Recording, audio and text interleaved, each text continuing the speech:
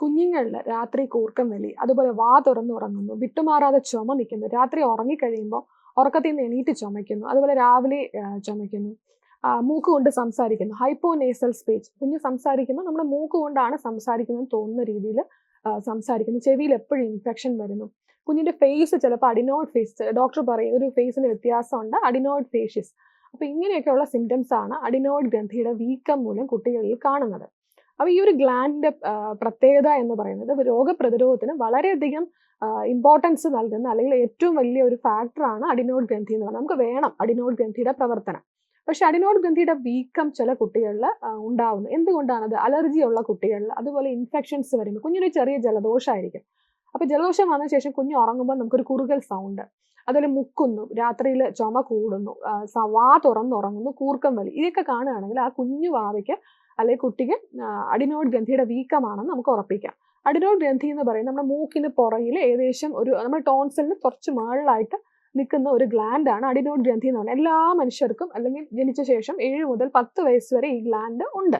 7 മുതൽ 10 വയസ്സാകുമ്പോൾ ഈ ഗ്ലാൻഡിന്റെ ചുരുക്കം സംഭവിച്ച ആ ഗ്ലാൻഡ് അങ്ങ് പോവുകയാണ് ചെയ്യുക. പക്ഷെ ചില കുട്ടികളിൽ ഈ അലർജി അല്ലെങ്കിൽ ഇൻഫെക്ഷൻ വരുമ്പോൾ ഈ ഗ്ലാൻഡ് വീക്കം വരും. എന്തുകൊണ്ടാണത്?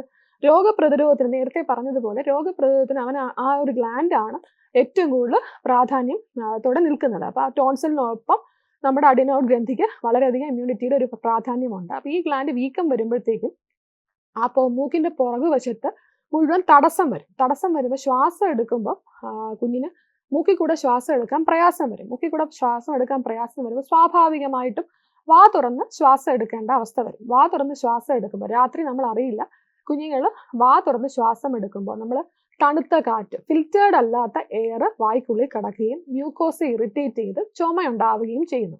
നമുക്കറിയാം നമ്മുടെ മൂക്കിൽ രോമങ്ങളുണ്ട്. മൂക്കിൽ രോമങ്ങളുടെ പ്രത്യേകത എയർ ഹ്യൂമിഡിഫൈ ചെയ്ത്, കുറച്ച് തണുത്ത കാറ്റാണെങ്കിൽ പോലും അത് ചൂടായിട്ടാണ് നമ്മുടെ മൂക്കിന് ഉള്ളിൽ കൂടെ കടന്ന് ഹ്യൂമിഡിഫൈ ചെയ്താണ് എയർ കടക്കുന്നത്. പക്ഷേ ഈ ഒരു പ്രവർത്തനത്തിന് അവിടെ മാറ്റം സംഭവിക്കുകയും നേരെ മറിച്ച് അൺഫിൽറ്റേർഡ് ആയിട്ടുള്ള എയർ, ഫിൽറ്റർ ചെയ്യാത്ത എയർ വായ്ക്കുള്ളിൽ കടക്കുകയും ചുമ വരികയും ചെയ്യുന്നു. അപ്പം ആ ഒരു പ്രവർത്തനം മൂലമാണ് കുഞ്ഞുങ്ങൾക്ക് രാത്രിയിൽ ചുമ വരുന്നത്. വിട്ടുമാറാതെ ചുമ, അതുപോലെ കൂർക്കം വലി, വാ തുറന്നുറങ്ങൽ, ഇതൊക്കെ കാണുകയാണെങ്കിൽ തീർച്ചയായിട്ടും അഡിനോയിഡ് ഗ്രന്ഥിയുടെ വീക്കമാണെന്ന് മനസ്സിലാക്കണം. ഡോക്ടറെ കണ്ട് അതിന് ചികിത്സ തേടേണ്ടതാണ്. ഇനി ചികിത്സയെപ്പറ്റി, ഈ കുഞ്ഞുങ്ങൾക്ക് നമ്മൾ പലപ്പോഴും ദീർഘകാലമായിട്ട് പ്രശ്നമുള്ള കുഞ്ഞുങ്ങളാണെങ്കിൽ ഡോക്ടർ എക്സ്റേ എടുക്കാൻ പറയും. എക്സ്റേയിൽ നമുക്ക് ഒരു തടസ്സം അല്ലെങ്കിൽ ആ അഡിനോയിഡ് ഗ്രന്ഥിയുടെ വീക്കം നമുക്ക് മനസ്സിലാവും. ചില സിറ്റുവേഷൻസിൽ നല്ല രീതിയിൽ പ്രശ്നമുണ്ടെങ്കിൽ ഡോക്ടർ എൻഡോസ്കോപ്പി നിർദ്ദേശിക്കും. എൻഡോസ്കോപ്പി ചെയ്യേണ്ട കാര്യമുണ്ടോ? കുട്ടികൾക്ക് എൻഡോസ്കോപ്പിയുടെ കാര്യം ഉണ്ടാണ്. എൻഡോസ്കോപ്പി ചെയ്യാതെ തന്നെ നമുക്ക് അഡിനോയിഡ് ഗ്രന്ഥി ഉണ്ടെന്ന് മനസ്സിലാക്കിക്കൂടെ? പലരും ചോദിക്കാറുണ്ട്.